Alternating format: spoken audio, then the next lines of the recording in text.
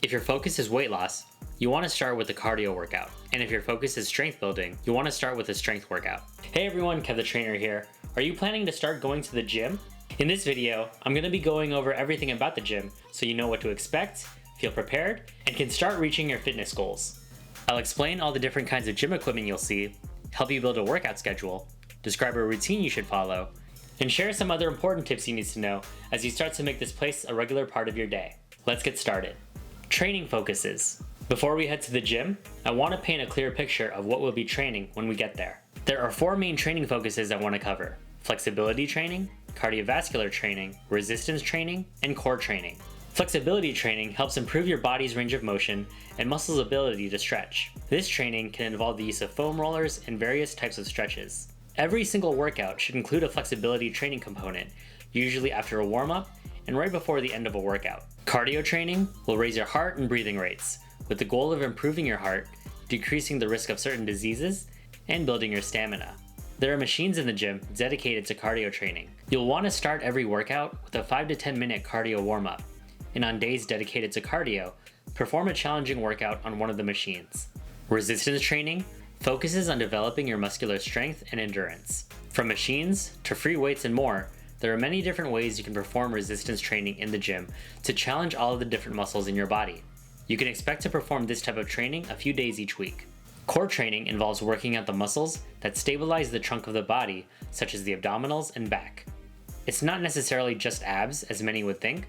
You train your core during strengthening exercises, such as back extensions, and oftentimes when you're performing free weight movements. On certain workout days, you can dedicate time before your cool-down stretching to focus on core development. Gym equipment. Now that you're familiar with the different types of training, I'm going to be going over all the different types of equipment you'll see in the gym. Let's go through each one. Some cardio machines you'll likely see in a gym include treadmills, ellipticals, and stationary bikes. A treadmill is a machine that features a walking or running belt designed for cardio exercise. You can adjust the speed and incline to make the workout more or less intense. Walking, jogging, and running are great ways to build your cardio endurance and burn calories. An elliptical machine is used for performing walking, climbing, and running movements without putting any pressure on your joints. You hold onto the handles and place your feet on the pedals and move both simultaneously. Resistance can be adjusted to change the intensity of the workout. This is a full body machine and is great for low impact cardiovascular exercise. A stationary bike is an indoor exercise bike that has adjustable resistances to make the workout more or less challenging. You would simply pedal as you would a normal bike. Strength training machines are a great place for beginners to start when it comes to resistance training, more so than free weights or other pieces of equipment I'll be covering shortly. These machines keep you in a fixed plane of motion, so you're focusing on specific muscle groups. You can easily change the intensity of the exercise by adjusting the weight stacks. There are usually instructions on the machines that explain how to perform each exercise, or at the very least, a diagram with the muscles being worked out that you can easily follow. Some common upper body strength training machines include bicep curls, shoulder presses, tricep extensions, chest flies / rear delts, chest presses, back extensions, lat pull downs, rows, and ab crunches. Some common lower body strength training machines include seated leg presses, calf extensions, leg curls, and leg extensions. There's usually an area designated for free weights, which include various pairs of dumbbells, barbells, and benches. Free weights are more advanced than machines because you're opening yourself up to more planes of motion, so knowledge of form and technique are more critical. I'm actually working on a video series that goes over step-by-step how to perform exercises using dumbbells, so I highly recommend checking that playlist out. Many gyms have cable machines that allow you to use a handle attachment to perform various exercises with pulling or pushing motions. Some common cable machine exercises include seated rows, lat pull downs, and tricep push downs. Compared to strength training machines, using a cable machine can provide a good challenge for your core. Smith machines and power racks can be an intimidating piece of equipment because of the heavy weights that are involved. Smith machines, as you see here, are easier to operate and more safe than power racks because of the fixed barbell position. However, you're limited in terms of motion, so if you're more advanced and want more freedom, power racks are preferred.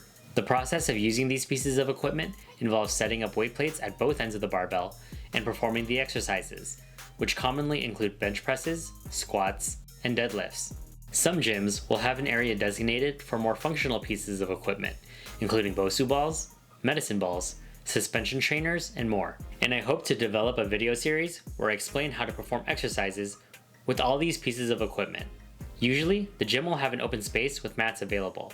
This is an excellent place to work on your flexibility and core training with stretches and core exercises. So now that we've gone through training focuses and oriented you to the different types of equipment, let's put together your workout schedule. Workout schedule. If you're really serious about coming to the gym, you should plan to come in often during the week. And if you're watching this video, you may be motivated to come in every single day. That's great, but you do need to take a day or two for recovery, because that's when your body is repairing itself and getting stronger. For a serious beginner, I would recommend 5 days of working out with 2 rest days. In addition, some people like to focus their workouts on either cardio or strength, whereas others like to incorporate both. If your goal is weight loss, you may want to focus more on cardio, but still incorporate a strength training regimen. And if your focus is on building strength, then you'd want to incorporate many strength training days. The sample workout schedule I'm about to show you incorporates a mix of both. An example of balancing cardio and strength days could look like this: Monday cardio, Tuesday full body strength, Wednesday rest, Thursday full body strength, Friday cardio, Saturday cardio or full body strength, depending on what you're focusing on, Sunday rest. In terms of how long each of these workout sessions should last, I recommend working out between 30 minutes to an hour. With a full hour, you could combine a substantial cardio and strength training workout together. And in that case, I'd recommend splitting your strength days into upper and lower body. And a schedule like that would look something like this: Monday cardio / upper body strength, Tuesday cardio / lower body strength, Wednesday rest, Thursday cardio / upper body strength, Friday cardio / lower body strength, Saturday cardio, Sunday rest. And here, when you combine the two, if your goal is weight loss, then I suggest starting off with cardio. If your goal is building muscle mass, then I suggest starting with strength training and then cardio. By having these days planned out and scheduled, you'll have a better idea of what you'll be doing at the gym and feel more intentional with each visit. Now let's break down how these workouts should go. But before I do that, if you're getting value out of this video, be sure to like and subscribe. It motivates me to keep creating content like this. Thank you. Workout routine. Your workout routine starts before you even get to the gym. First off, you need to make sure that you're dressed appropriately for a workout. For everyone, I'd recommend shirts made from breathable material like cotton or polyester. Your bottoms should have an elastic band, such as athletic shorts or sweatpants, so you can obtain a wide range of motion. And I also recommend short socks to give your legs better breathability. In terms of shoes, if you're going to be spending a lot of time on the treadmill, then a pair of running shoes will work. However, if you're going to be doing a lot of strength training, you'll want a shoe like Nike Metcons or Reebok Nanos. Once you're all dressed, you're almost ready to go to the gym, but you'll also want to bring with you a water bottle to keep you hydrated. Water is so essential when it comes to working out because you're losing a lot of fluids from exercise. And you'll need to replace those lost fluids in order to maintain normal body functioning and performance. A lot of people actually buy these gallon water bottles that have markers, so they're inclined to drink regularly throughout the day. I had one and it was fun to use, but now I like to use my Hydro Flask just because it's a little more convenient to carry around. And for all the items I mentioned and more, I have links in my description if you want to check them out. And in addition to water, you should also bring a protein supplement, whether that's a shake or a bar, to help you rebuild and repair the damaged muscle fibers from the workout. Finally, you'll want to make sure you have your phone, headphones for music, and membership ID if your gym requires it. And after all that, now we can finally go to the gym. Warm up. Once you arrive at the gym and you're ready to work out, start with a 5 to 10 minute warm up on a cardio machine. This will increase your body temperature and tell the rest of your body that you're getting ready for a workout. Your muscles will loosen, making it safer to stretch afterwards. For whatever machine you choose, here's an easy warm-up template to follow. And remember, you can adjust the intensities by increasing the speed or incline on a treadmill or the resistance levels on an elliptical or bike. For a 5-minute warm-up, do 2 minutes at an easy intensity, 2 minutes at a medium intensity, and 1 minute at an easy intensity. For a 10-minute warm-up, do 2 minutes at an easy intensity, 2 minutes at a medium intensity, 1 minute at a hard intensity, 2 minutes at an easy intensity, 2 minutes at a medium intensity, and 1 minute at an easy intensity. Stretching. After you finish your warm-up, your muscles are loosened and your body is ready for a stretch. You can perform stretches in the area with mats, or you could stand off to the side of the cardio machine you just worked out on and do some standing stretches. Here are some full body stretches you can do while standing. Hold each movement for at least 30 seconds. Quad stretch, standing hamstring stretch, chest and shoulder stretch, bicep stretch, shoulder stretch, tricep stretch. Once you've stretched, you're ready to begin your main workout. And remember, if your focus is weight loss, you want to start with a cardio workout. And if your focus is strength building, you want to start with a strength workout. Cardio workout. Select the machine of your choice and get ready to increase that heart rate. Similar to the cardio warm-up, you should identify what the different intensities are for you, from easy to medium to hard, and alternate between the three. A sample cardio workout could be 5 minutes at a medium intensity, 2 minutes at a hard intensity, 3 minutes at an easy intensity, 3 minutes at a medium intensity, 2 minutes at a hard intensity, and 5 minutes at an easy intensity. And you can add on increments until you reach the desired workout duration, whether that be a 25-minute workout, 30-minute workout, or so on. Strength workout.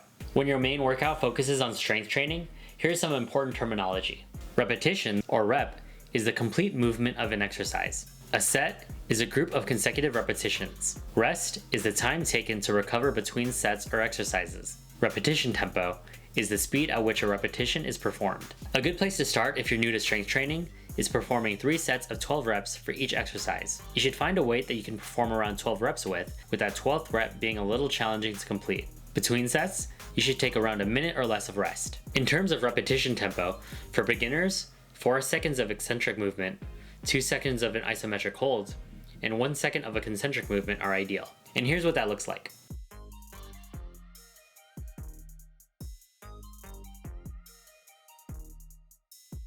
I highly recommend using the strength training machines and progressing to free weights as you improve. On upper body day, use the upper body machines, and lower body day, use the lower body machines. For full body strength training, you would incorporate a mix of exercises from both regions. Core training.